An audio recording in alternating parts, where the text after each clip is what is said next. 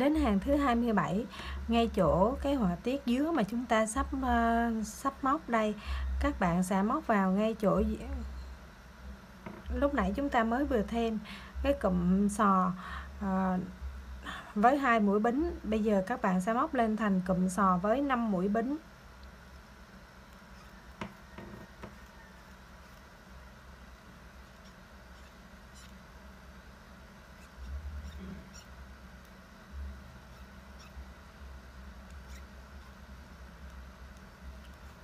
Những vị trí khác thì các bạn cũng cứ móc cụm sò với 2 mũi bính bình thường, không có gì thay đổi, chỉ có một chút xíu chỗ này thôi.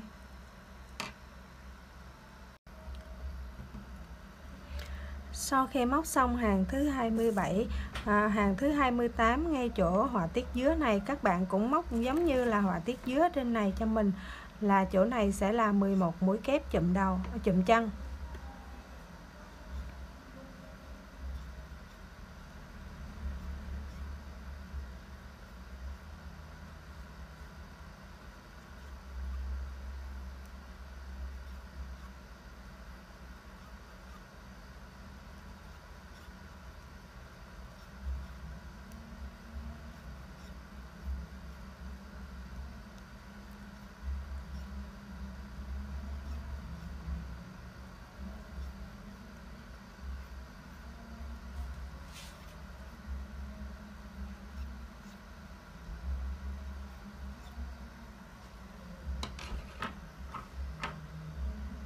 Đây là hàng thứ 28.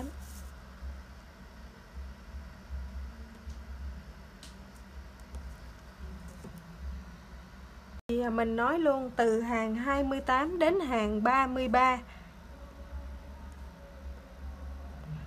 Các bạn sẽ dựa theo cái họa tiết trên này mà móc cho mình. Thì hàng 28 mình tính theo cái đầu tiên khi khởi tạo đi. Hàng thứ 28 nó sẽ tương đương với hàng thứ 2, 29 sẽ tương đương với hàng thứ 3, 30 sẽ tương đương với hàng thứ 4 và 31 tương đương với hàng thứ 5, 32 tương đương với hàng thứ 6 và 33 tương đương với hàng thứ 7. Sau khi các bạn móc xong đến hàng thứ 7, có nghĩa là ở đây trong cái họa tiết dứa này các bạn sẽ còn 1, 2, 3, 4 và 5 lần cái dây 5 bính, thì các bạn dừng lại ở hàng thứ 33 này. Mình sẽ hướng dẫn các bạn tiếp theo là chúng ta sẽ ra cái họa tiết này như thế nào.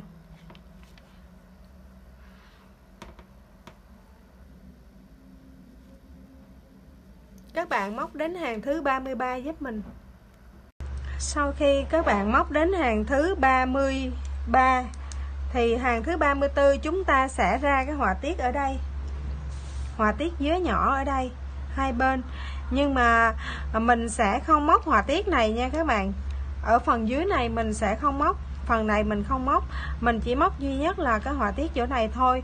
Nếu như các bạn muốn móc y như cái hướng dẫn này thì các bạn dựa theo cái phần mình hướng dẫn ở cái chỗ họa tiết này, các bạn sẽ móc xuống dưới. Còn mình muốn móc cái áo nó lửng, nó ngắn thôi, và mình không thích nó xòe quá rộng ở phía dưới. Mặc dù mình cũng tròn người nhưng mà nó xòe rộng quá, mình cảm thấy rằng nó làm cho mình thấp, nên mình chỉ muốn móc đến cái phần họa tiết này thôi. Thì để móc đến cái phần họa tiết này thì mình sẽ chỉ móc thêm một phần họa tiết dứa nhỏ ở đây thôi, còn những cái họa tiết còn lại mình sẽ bỏ, mình không móc.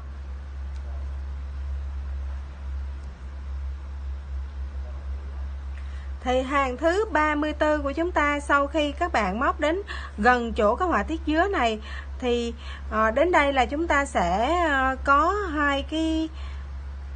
hai cụm sò sát bên cái họa tiết dứa. Các bạn sẽ móc cái cụm sò thứ 2 tính từ cái họa tiết dứa đi ra, từ họa tiết dứa ở đây 1, 2 và bên này cũng vậy, từ họa tiết dứa 1, 2. Các bạn sẽ móc vào ngay chỗ cái chân 2 mũi bính của cái họa tiết dứa thứ 2 và họa tiết dứa thứ nhất và thứ 2. Các bạn sẽ móc vào đây cho mình là một mũi chữ V với một mũi kép 3 mũi bính vào đây, vào cái mũi bính sát ở giữa cái mũi cái cụm sò thứ nhất và cụm sò thứ hai, tính từ cái họa tiết dưới đi ra. Sau đó thì các bạn cũng lên 2 bính và móc cụm sò ở đây.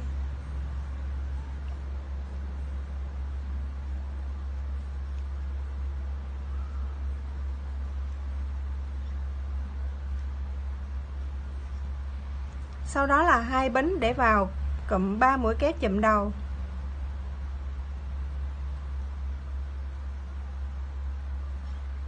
Ba mũi bính để vào cụm những dây bính. Ở đây chúng ta sẽ còn 4 lần dây 5 bính, 2 lần,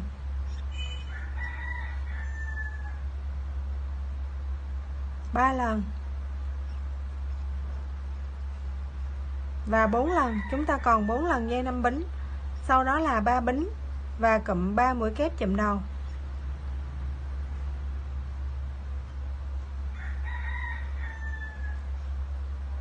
Sau đó là 2 bính. Cụm sò đầu tiên tính từ họa tiết dưới đi ra, 2 bính và 3 mũi kép chụm đầu, 3 mũi kép chụm chân. Thì sau khi móc cụm sò đầu tiên này, các bạn tăng cho mình 2 bính và ngay chỗ cái dây bính giữa cụm sò thứ nhất và cụm sò thứ hai, các bạn sẽ móc vào đây cho mình mũi chữ V với 1 kép, 3 bính và 1 kép.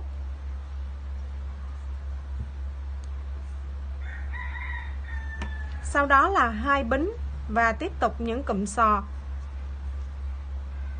Đây là hàng thứ 34.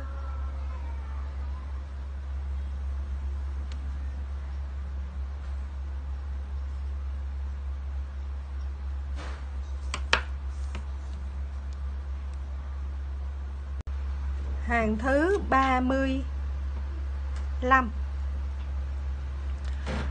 Thì khi các bạn móc đến đây, ngay chỗ cái chữ V mà chúng ta vừa tạo ở hàng thứ 34, các bạn cũng lên cho mình 2 mũi bính và ở trong cái lòng của cái chữ V này các bạn sẽ móc cho mình là 6 mũi kép chôn chân. 2 3 4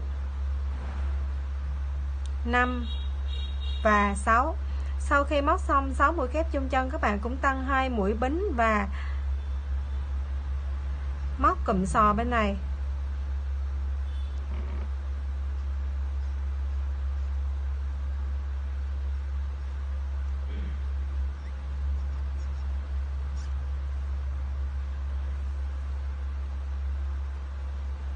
Sau đó là 2 bính và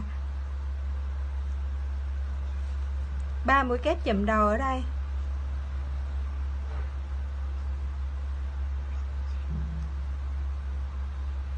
Một, hai, ba, 3 mũi bính. Sau đó chúng ta sẽ còn ở đây là 3 lần dây 5 bính.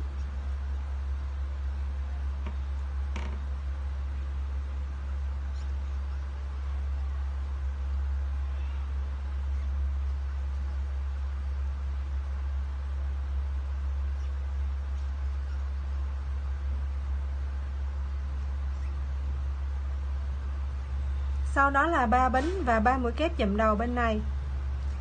2 mũi bính cụm sò đầu tiên.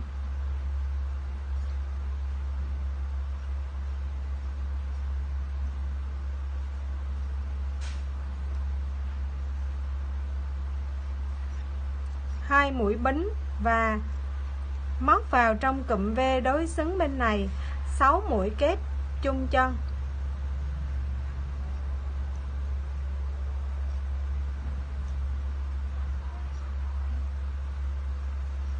2 mũi bính và tiếp tục là những cụm sò còn lại. Chúng ta đang ở hàng thứ 35.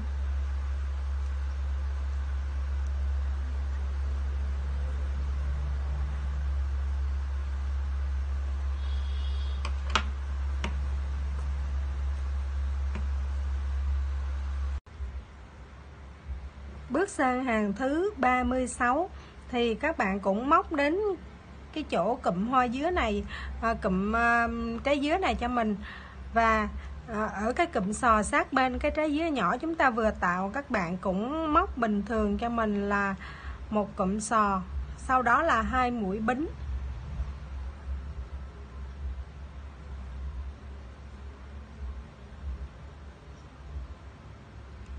Sau đó là 2 mũi bính. Và ở chỗ này các bạn sẽ móc cho mình là 3 mũi bính. Các bạn sẽ móc cho mình là 3 mũi bính.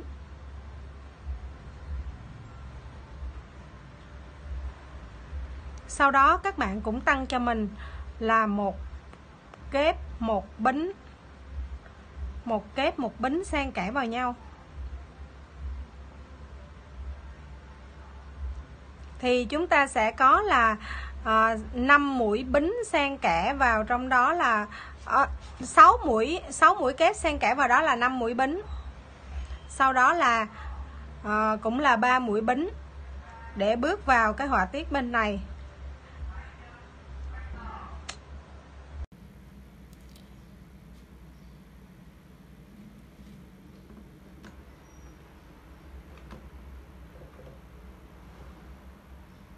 Kết thúc hàng thứ 36, chúng ta cùng bước vào hàng thứ 37.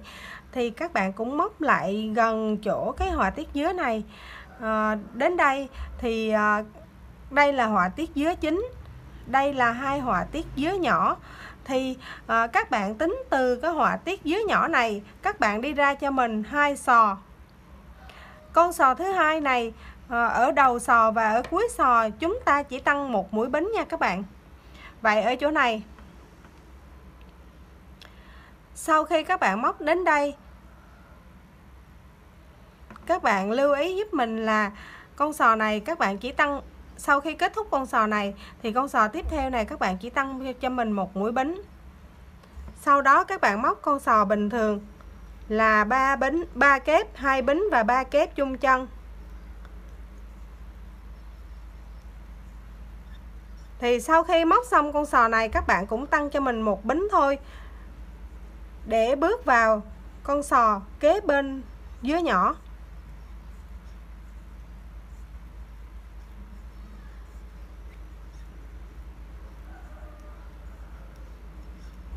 Thì sau khi móc xong con sò kế bên dứa nhỏ, các bạn cũng tăng cho mình 3 mũi bính giống như hàng thứ 36. Các bạn cũng tăng cho mình 3 bính, sau đó các bạn đâm kim vào đây móc cho mình 1 mũi đơn. Lên dây 5 bính. Chúng ta sẽ có ở đây 4 lần dây 5 bính. Dây thứ hai, dây thứ ba, dây thứ tư, 3 mũi bính,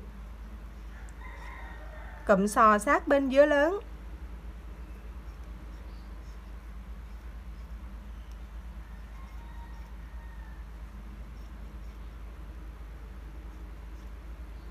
Hai mũi bính, 3 mũi kép chùm đầu.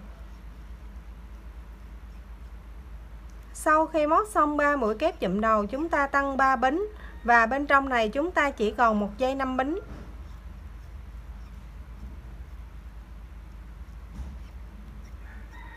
Lại tiếp tục 3 mũi bính và cụm 3 mũi kép chùm đầu bên này.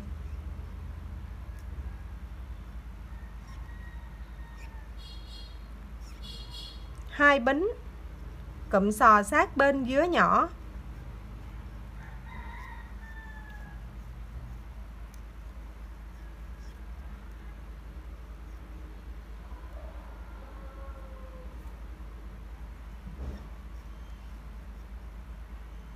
Sau đó là 3 bính và 4 lần dây 5 bính trong cụm dứa nhỏ.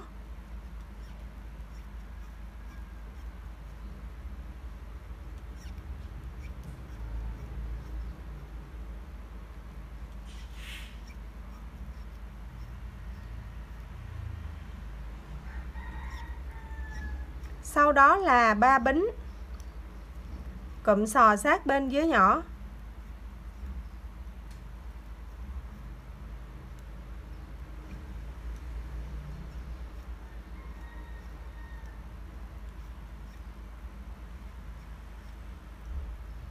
và một bính. Cụm sò thứ hai tính từ dưới nhỏ.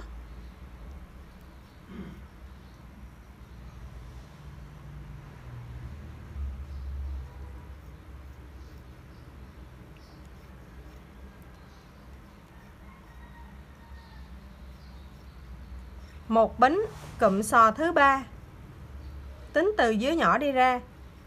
Thì từ cụm sò thứ ba này chúng ta sẽ móc mỗi cụm sò sẽ cách nhau là 2 bính bình thường, không thay đổi, 2 bính và sang cụm sò tiếp nữa. Cứ như vậy các bạn móc hết hàng thứ 37 này. Và mình giải thích vì sao chúng ta phải giảm mũi ở cụm sò này, là vì ở đây chúng ta đang tăng mũi khá nhiều. Và đến đây thì chúng ta đã xuống đến phần dưới eo rồi. Nếu như các bạn tiếp tục tăng mũi thì ngay chỗ này nó sẽ xòe cái áo của chúng ta ra, nó sẽ không được đẹp mắt. Cái dáng áo nó sẽ không có ôm lại.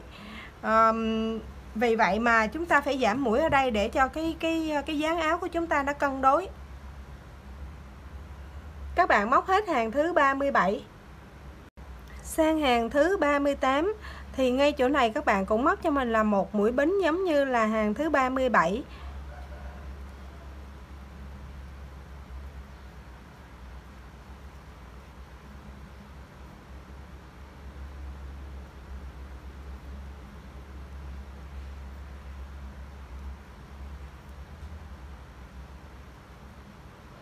Sau đó các bạn cũng tăng cho mình 3 bính và một mũi đơn lên trên đầu của dây 5 bính bên dưới. Tiếp tục là dây 5 bính và một mũi đơn lên dây bính tiếp theo. Chúng ta sẽ còn là 3 lần dây 5 bính. Và chúng ta sẽ móc mũi đơn lên trên đầu của cái dây 5 bính bên dưới. Sau đó là 3 bính. Và bước sang cụm sò sát bên dưa lớn.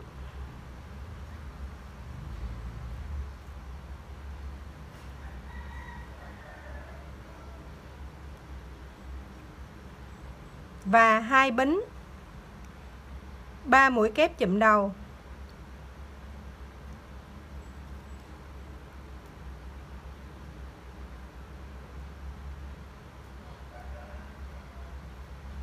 Ba bính. Chúng ta sẽ móc ở đây là 5 bính và một mũi đơn lên trên đầu cái dây 5 bính còn lại và tiếp tục là 5 bính. 3 mũi kép chụm đầu.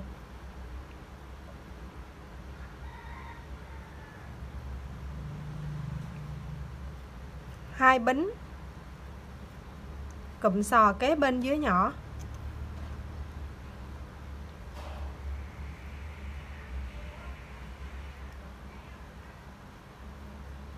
Hai bính, 3 mũi kép chung chân. Sau khi móc xong cụm sò ở giữa của cái dưa lớn và dưa nhỏ, các bạn tăng cho mình 3 bính. Và ở đây chúng ta cũng sẽ móc 3 lần dây 5 bính và một mũi đơn lên trên đầu của những cái dây lưới ở bên dưới.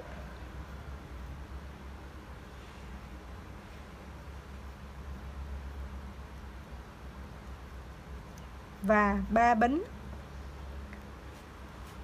cụm sò đầu tiên sau khi kết thúc dứa nhỏ.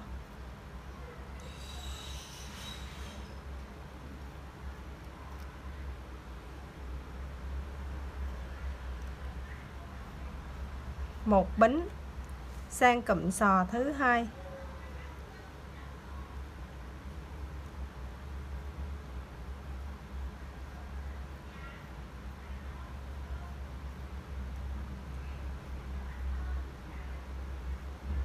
Một bính sang cụm sò tiếp theo.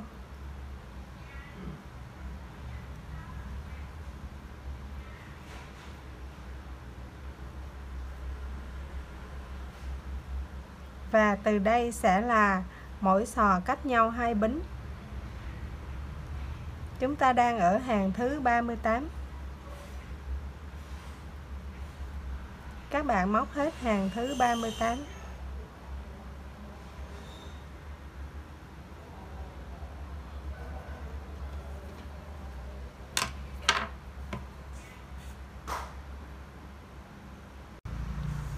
Hàng thứ 39 của chúng ta cũng sẽ gần giống với hàng thứ 38.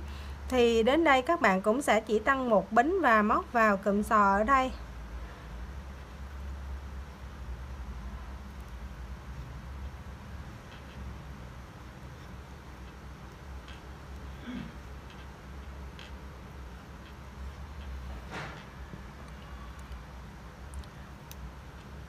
Một bính và móc vào cụm sò sát bên dưới nhỏ.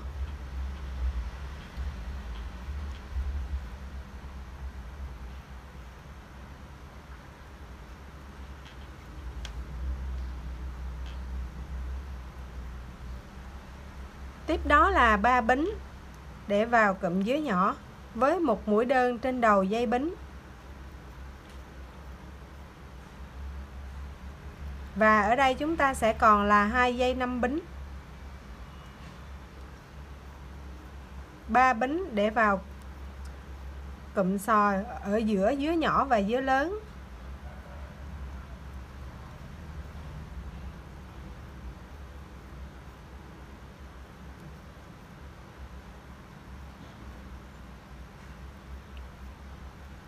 Hai bính, 3 mũi kép chụm đầu.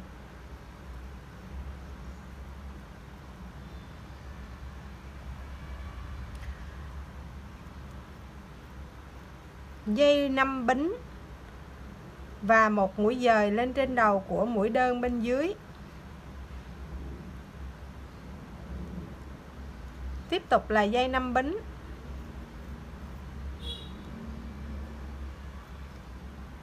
Ba mũi kép chụm đầu.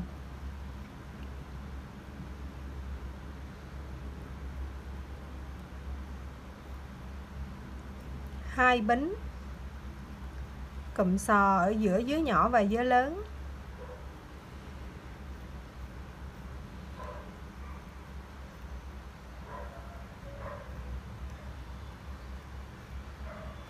Ba bính vào cụm dưới nhỏ.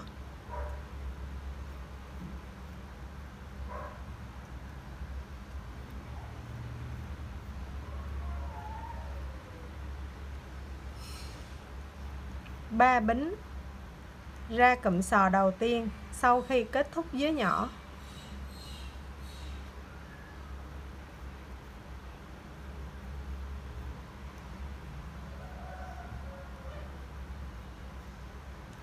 Một bính, cụm sò thứ hai.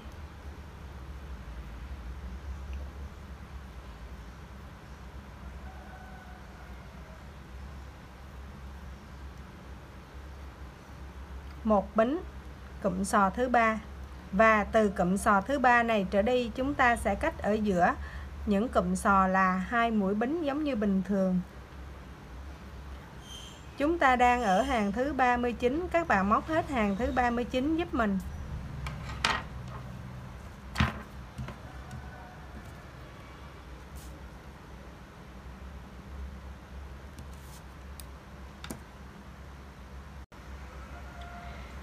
Hàng thứ 40, ở đây các bạn cũng chỉ móc cho mình một bính và ở đây cũng chỉ một bính để bước vào họa tiết dưới chỗ này.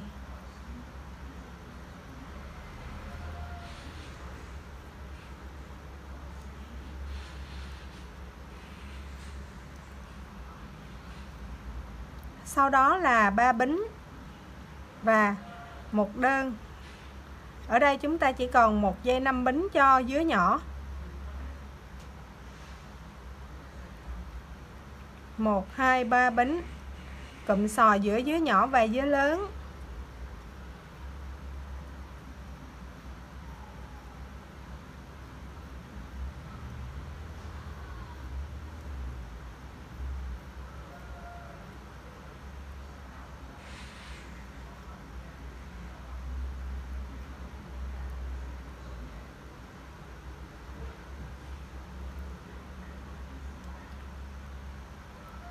Sau khi các bạn móc xong cụm 3 mũi kép ở đây, các bạn sẽ móc sang cụm 3 mũi kép bên đối diện.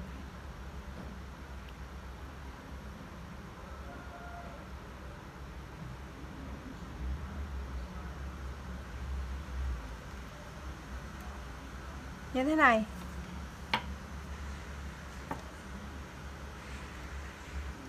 Sau đó là 2 bính cụm sò giữa dứa nhỏ và dứa lớn.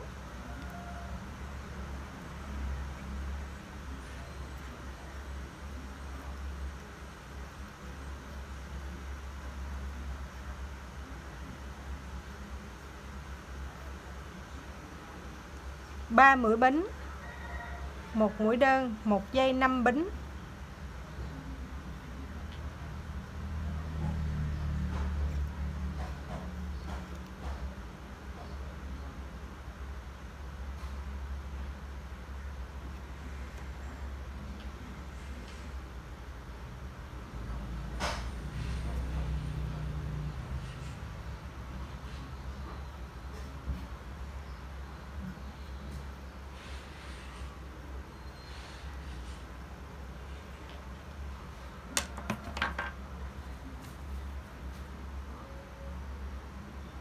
Đây là hàng thứ 40 nha các bạn. Sang hàng thứ 41. Thì ở chỗ cụm dứa này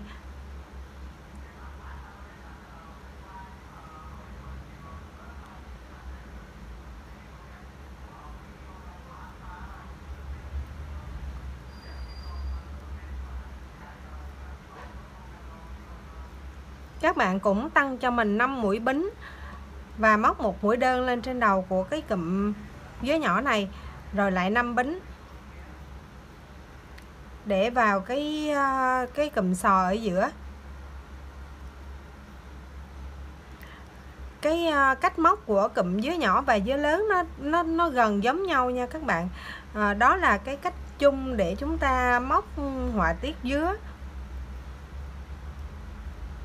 Nó giống như là một cái quy luật đã định sẵn rồi.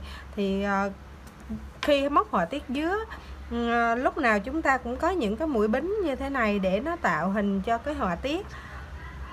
Thì sau khi các bạn móc xong cụm sò ở đây, các bạn tăng 2 mũi bính và các bạn móc 2 mũi kép chụm đầu, 4 mũi kép chụm đầu, nhưng mà các bạn lấy 2 mũi của cụm bên này và 2 mũi của cụm bên kia, các bạn móc lại với nhau thành 4 mũi kép chụm đầu như thế này, kéo qua hết 2 mũi bính cụm sò,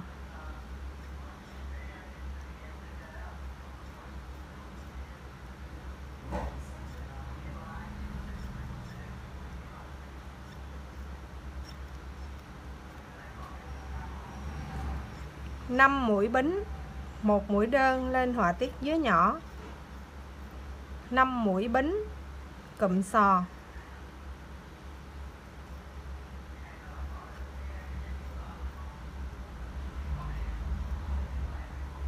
Và sau khi kết thúc hàng thứ 41 này, hàng thứ 42 tất cả những cụm sò các bạn đều sẽ móc cho mình là 2 mũi bính. Chúng ta quay trở lại với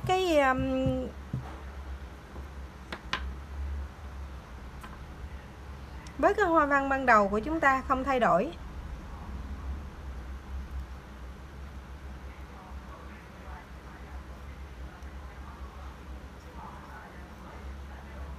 Các bạn móc hết hàng thứ 41 cho mình. Sau đó hàng thứ 42 mình sẽ hướng dẫn tiếp hàng thứ 42. Các bạn móc hết hàng thứ 41 đi. Bước vào hàng thứ 42.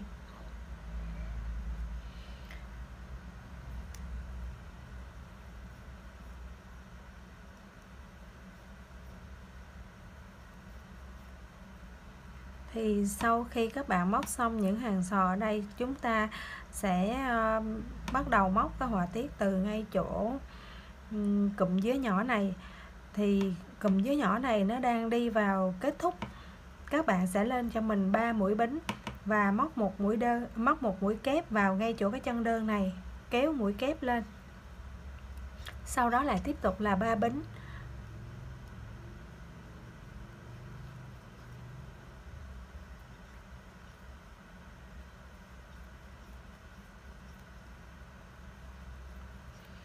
Mũi xò chỗ này chúng ta cũng giữ nguyên. Sau đó các bạn tăng 2 bính, và ngay chỗ dây 2 bính chúng ta đã móc để kết thúc cái họa tiết dứa lớn này, các bạn sẽ móc vào đây một cụm sò.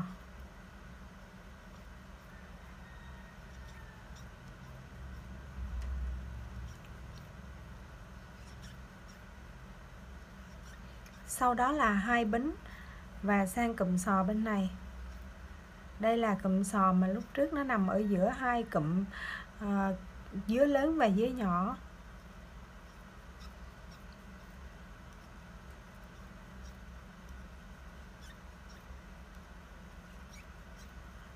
Sau đó 3 mũi bính và 1 mũi kép, 3 mũi bính,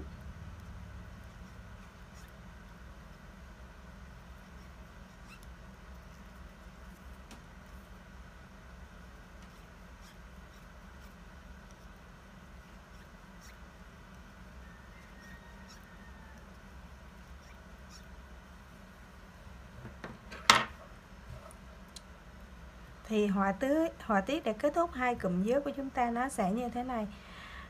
Các bạn móc hết hàng thứ 42 này giúp mình. Hàng thứ 43,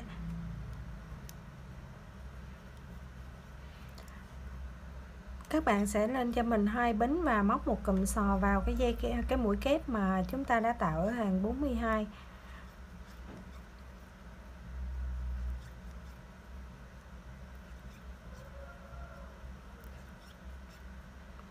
Sau đó tăng 2 bính và móc cụm sò ở đây.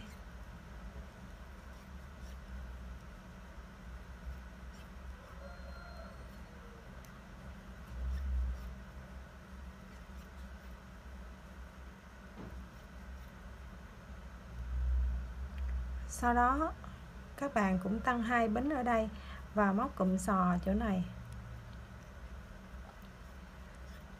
Thì từ đây hàng thứ 43 này tất cả đã chuyển thành là cụm sò, không còn họa tiết dứa nữa.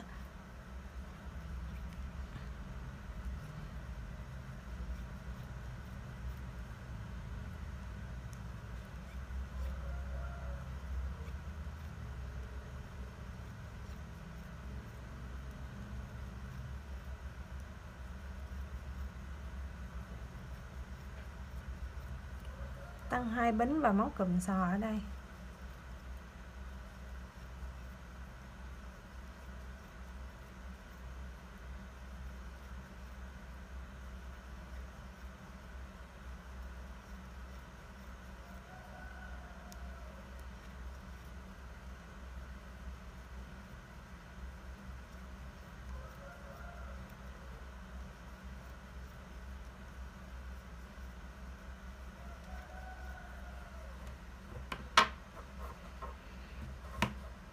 Đây là hàng thứ 43 của chúng ta. Thì đến đây cái họa tiết của chúng ta nó đã tròn đều. Và nếu như các bạn nào mà thích mặc áo cấp stop thì các bạn có thể dừng lại ở đây.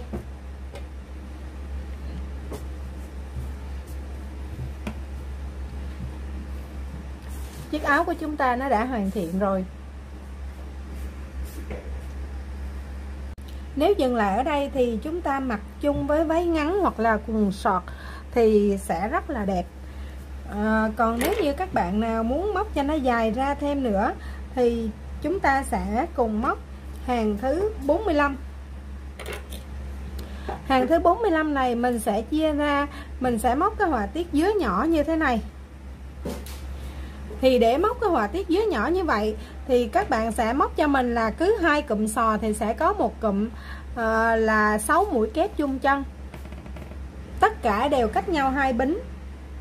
Thì ở đây sau khi mình móc xong 6 mũi kép chung chân, mình sẽ tiếp tục móc là 2 cụm sò.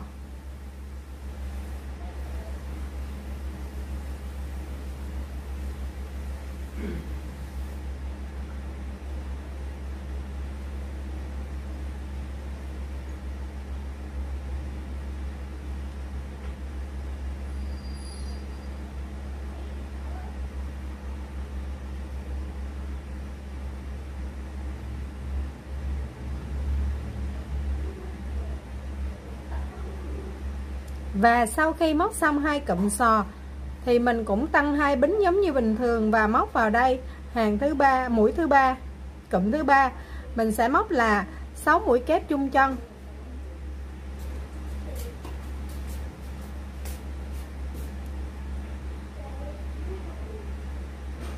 Thì nếu như bạn nào không thích dừng lại ở cái áo ngắn như vậy thì các bạn có thể móc theo mình ở cái chỗ này. Các bạn sẽ móc là cứ 2 cụm sò thì sẽ là một cụm 6 mũi kép chung chân. Các bạn móc hết hàng thứ 45. Đây là một cụm 6 mũi kép chung chân là 2 cụm sò và tiếp tục là 6 mũi kép chung chân rồi là 2 sò. Cứ như vậy các bạn móc hết hàng này. Thì sau khi móc xong hàng này theo như mình đếm được thì chúng ta sẽ có tổng cộng là 13 cái cụm sò như thế này, 13 cái cụm 6 mũi kép chung chân như thế này. Đây nó sẽ đi ra cái họa tiết dứa. Vậy thì hàng thứ 46 chúng ta sẽ móc như sau.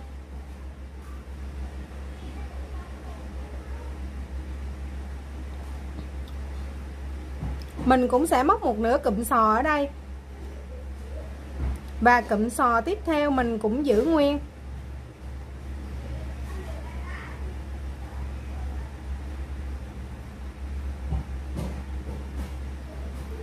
Sau đó mình cũng tăng 2 mũi bính và ở đây mình sẽ móc là 6 mũi kép xen kẽ là 5 mũi bính.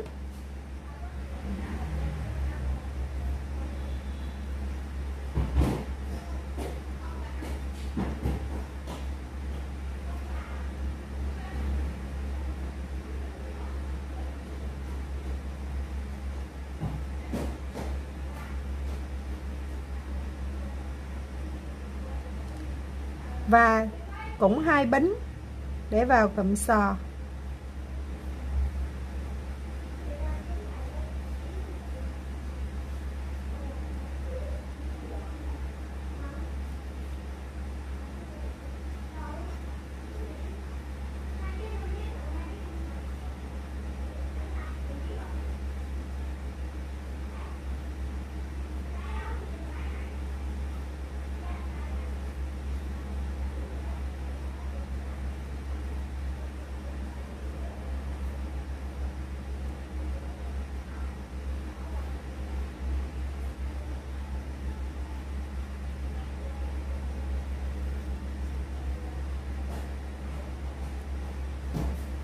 Cứ lặp đi lặp lại như vậy chúng ta sẽ móc hết hàng thứ 46 này.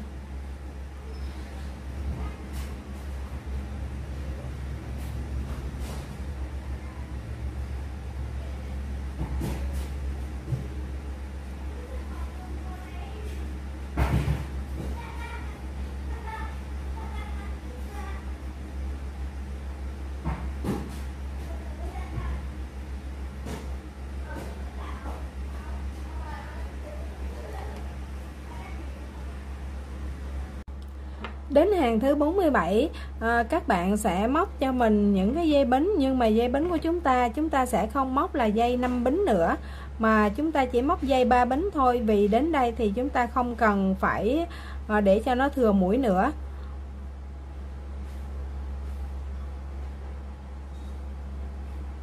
Chúng ta chỉ lấy họa tiết thôi.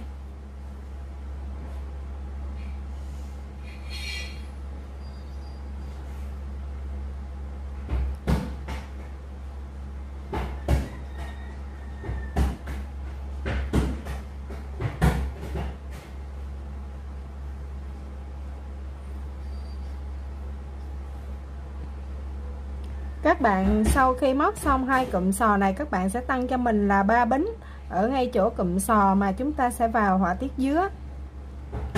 Sau đó móc một đơn bên dưới cái dây bính, 3 bính và móc đơn sang dây bên cạnh.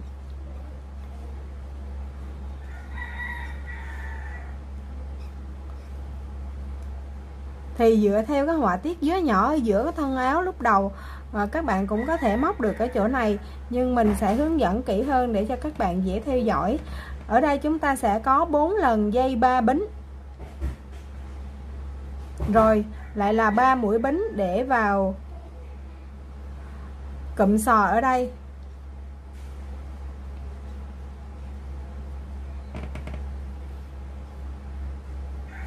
Như vậy hàng thứ 47 này chúng ta sẽ móc là 2 cụm sò, sau đó là dây 3 bính móc vào trong cụm dứa và 4 lần dây 3 bính móc trong cụm dứa, sau đó là 3 bính và đi ra cụm sò.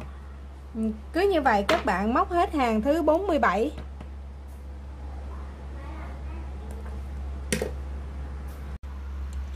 Đến hàng thứ 48.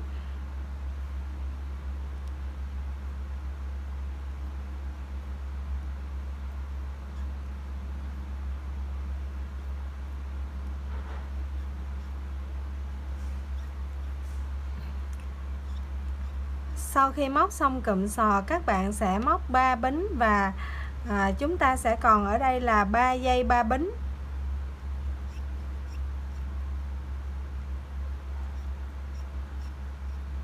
Dây 3 bính.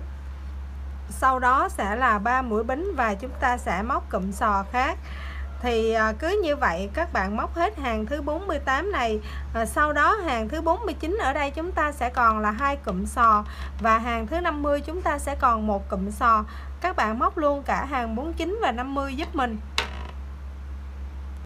Sau khi các bạn móc xong hàng thứ 50, ở đây chúng ta chỉ còn 1 dây 3 bính. Thì hàng thứ 51 các bạn sẽ móc vào ngay chỗ cái dây 3 bính đó là 1 mũi đơn. Cách móc như sau. Những cụm sò các bạn vẫn giữ nguyên.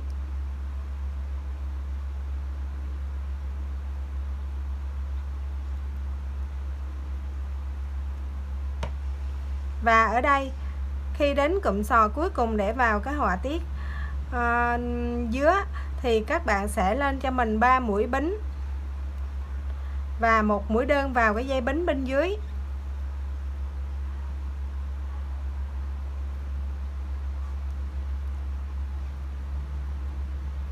Rồi lại 3 bính và vào họa tiết sò.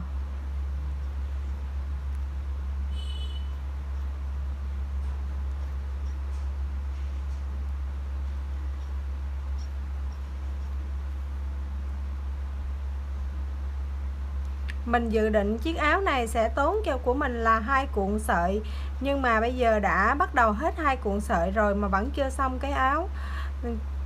Đến khi làm 2 cánh tay hai bên và viền cổ nữa thì chiếc áo này sẽ tốn khoảng 2 cuộn rưỡi sợi.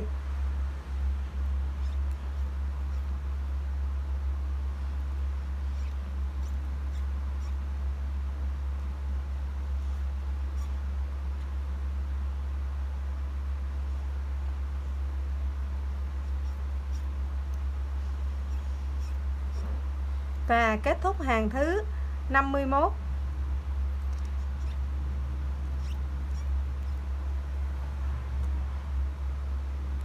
Và sau khi kết thúc hàng thứ 51 thì hàng thứ 52 các bạn sẽ móc là 3 mũi bính và 1 mũi dời vào trong cái họa tiết dứa.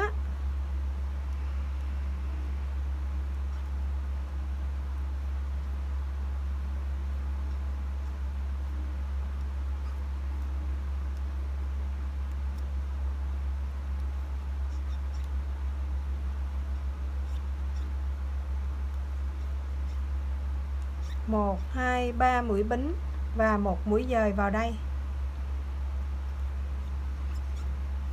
Chúng ta kết thúc họa tiết dứa.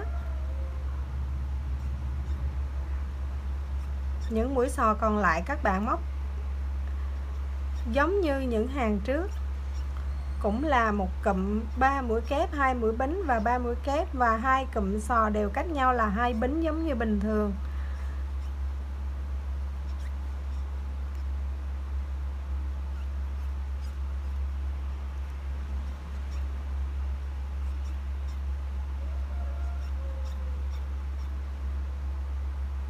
Ba mũi bính, 1 mũi dời,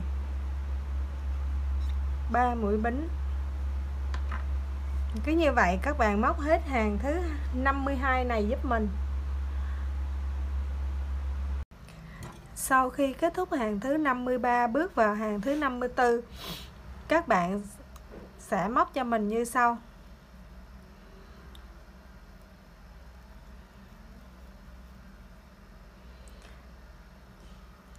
cụm sò, các bạn móc vẫn giữ nguyên là cụm sò. Sau khi móc xong cụm sò đầu tiên thì các bạn không tăng bính mà móc luôn cho mình một cụm sò thêm nữa vào cái dây bính bên dưới của hàng thứ 52.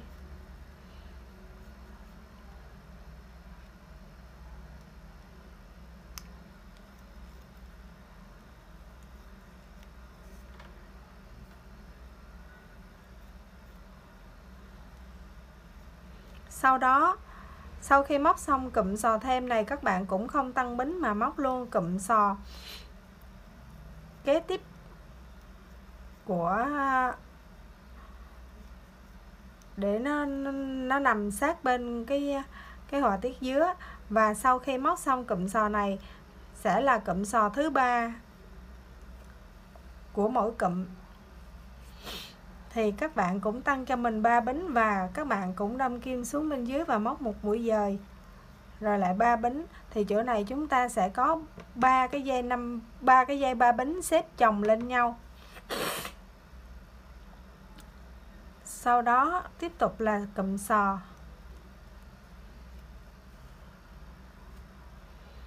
Thì từ cái hàng thứ 53 này,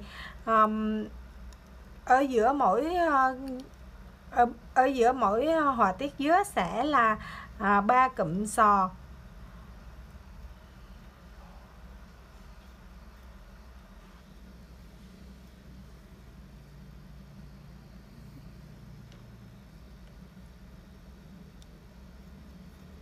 Các bạn móc hết hàng thứ 53 cho mình với 3 cụm sò liên tiếp và không cách bính. Sau đó là 3 bính, một mũi dời rồi lại 3 bính và tiếp tục sang 3 cụm sò mới.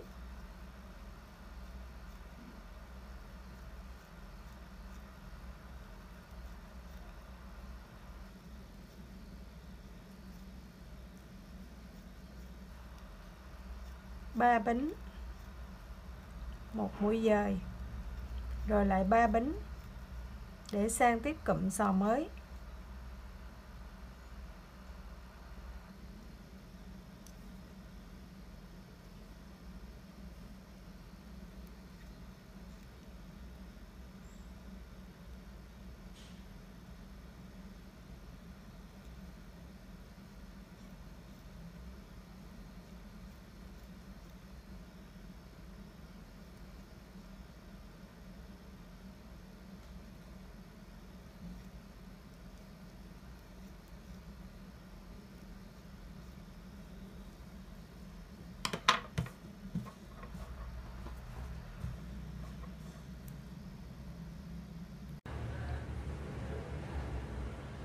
Sau khi các bạn móc xong hàng thứ 53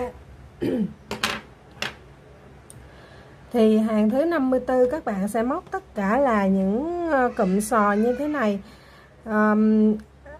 Hàng thứ 54 các bạn sẽ móc cụm sò và nối từ cái điểm bên này của cụm sò sang điểm bên kia cụm sò, cách nhau là một mũi bính nha các bạn. Sau đó hàng thứ 55 thì chúng ta sẽ móc sò nhưng mà chúng ta sẽ viền như thế này.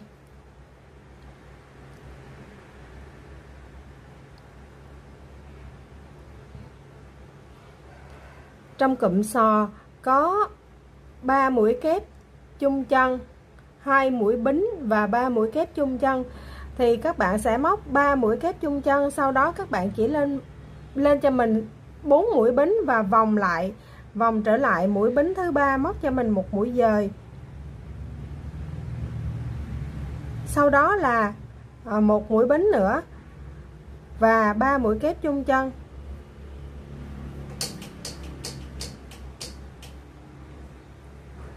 Sau khi móc xong cụm sò các bạn tăng một bính và lại tiếp tục như vậy.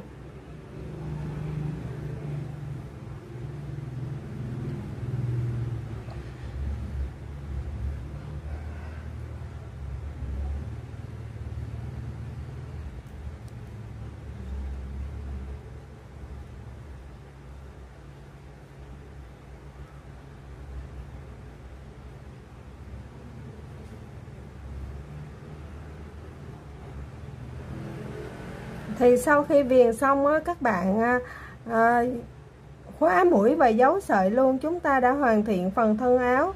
Mình sẽ hướng dẫn các bạn viền cổ. Các bạn chuẩn bị kim nhỏ, kim 1.75 cho mình.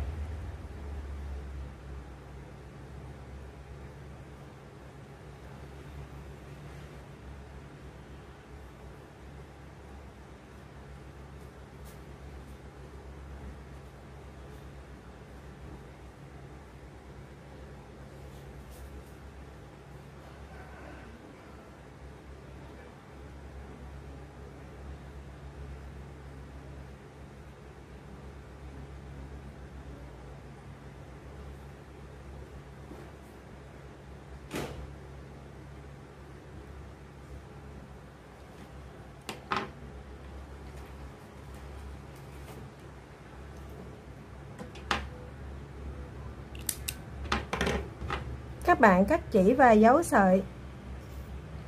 Sau đó chúng ta sẽ dùng kim 1.75.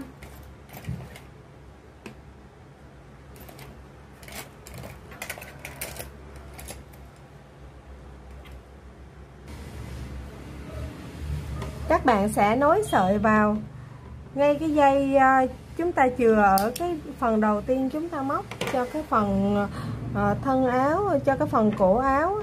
Các bạn sẽ nối sợi vào đây và sau đó các bạn sẽ chúng ta sẽ tiến hành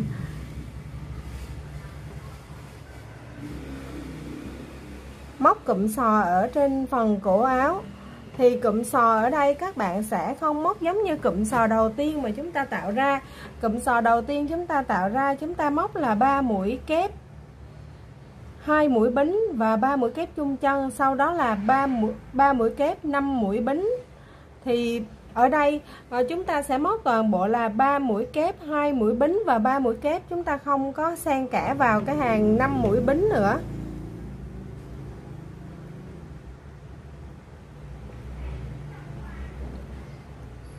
Chúng ta sẽ móc toàn bộ với cụm sò như thế này: 3 kép, 2 bính và 3 kép.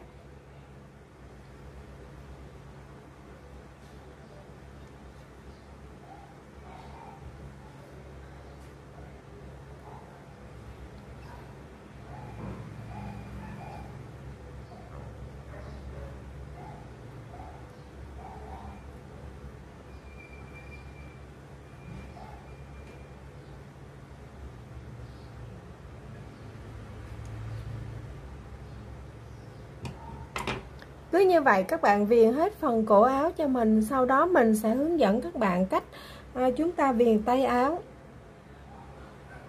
Sau khi các bạn viền xong phần cổ áo, cái cổ của chúng ta nó đã nhỏ gọn, đủ ôm cái cổ của mình, không quá rộng cũng không quá nhỏ.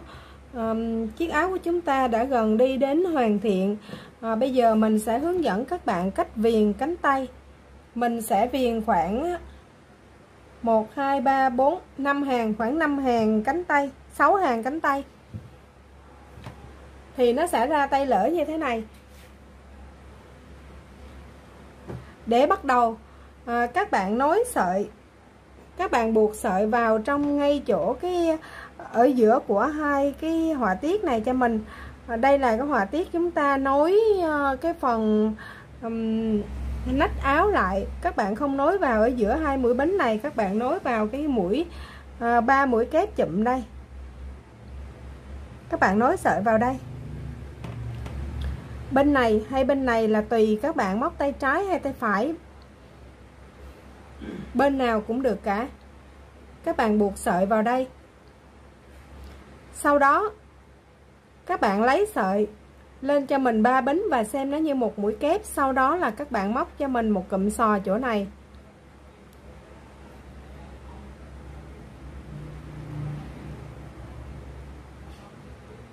Đây là hàng thứ nhất của viền cánh tay nha các bạn. 2 mũi bính và sang cụm sò tiếp theo. chỗ nào có cụm sò thì chúng ta móc cụm sò, và mỗi cụm sò vẫn cách nhau là 2 bính giống như bình thường.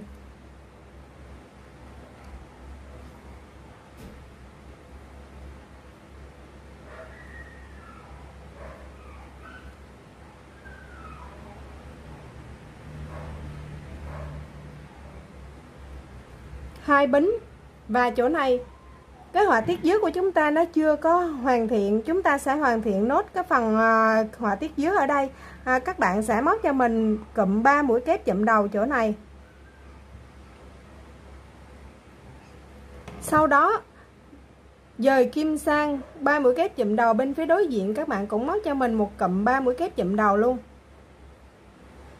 Thì họa tiết dưới của chúng ta mình từ lúc đầu đến bây giờ mình móc như thế nào thì ở chỗ này mình vẫn móc y như vậy. Sau đó các bạn cũng tăng cho mình 2 bính và bước vào sò.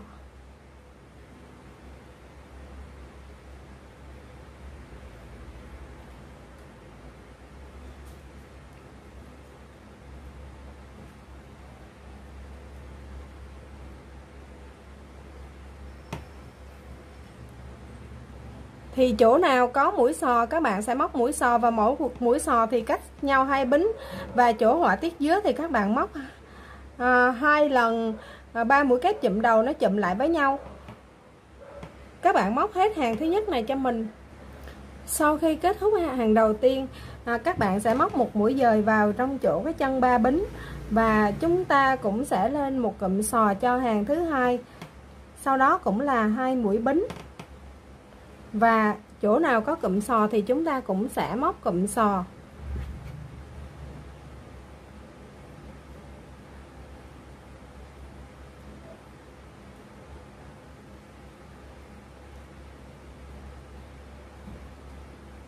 Đi đến họa tiết dưới, chúng ta sẽ lên 2 bính ở cụm sò sát bên họa tiết dưới và móc 2 mũi kép chụm đầu bên này, 2 mũi kép chụm đầu bên kia để kết thúc cái họa tiết dưới của chúng ta. Và sau đó cũng là 2 bính để vào cụm sò.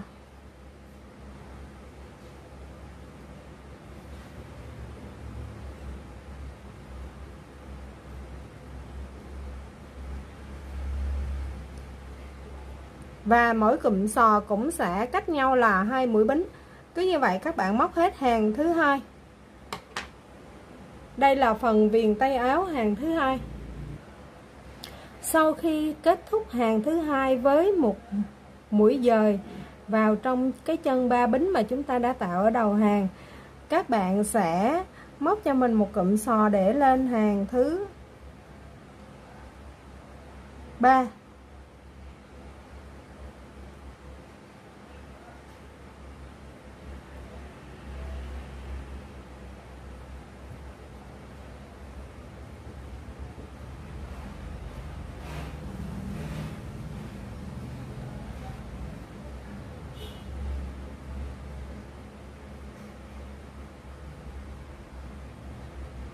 Thì ở hàng thứ 3 này, họa tiết dưới của chúng ta đã kết thúc. Các bạn sẽ móc qua luôn, bỏ qua họa tiết dưới của mình.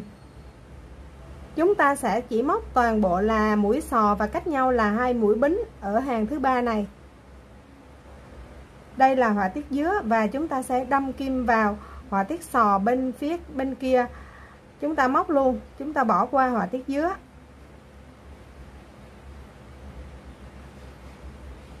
Và mỗi cụm sò là cách nhau 2 mũi bính.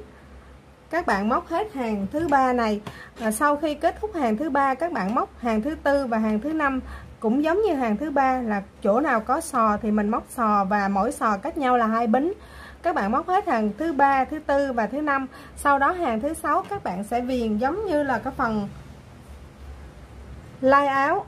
Chúng ta sẽ viền giống như phần lai áo như thế này, là 3 mũi kép, sau đó 1 mũi bính, sau đó là 4 mũi bính, vòng trở lại mũi bính thứ 3, móc một mũi dời và thêm một mũi bính nữa, rồi móc cụm 3 mũi kép chụm chân để chúng ta tạo cái bông dâu cho cái phần viền tay như thế này. Thì đây là tay áo mình đã viền xong. Và các bạn dựa theo phần viền của phần lai áo, các bạn viền tay áo. Sau khi kết thúc hàng thứ 5 Hàng thứ 6 sẽ là hàng viền và kết thúc. Thì đến đây mình đã hướng dẫn các bạn hoàn thiện xong cái phần mình đã hướng dẫn các bạn xong phần chiếc áo họa tiết dứa này. Thì đây là họa tiết cơ bản nhất mà mỗi người chúng ta khi mà móc áo đều muốn móc cho mình một chiếc. Mình chúc các bạn thành công.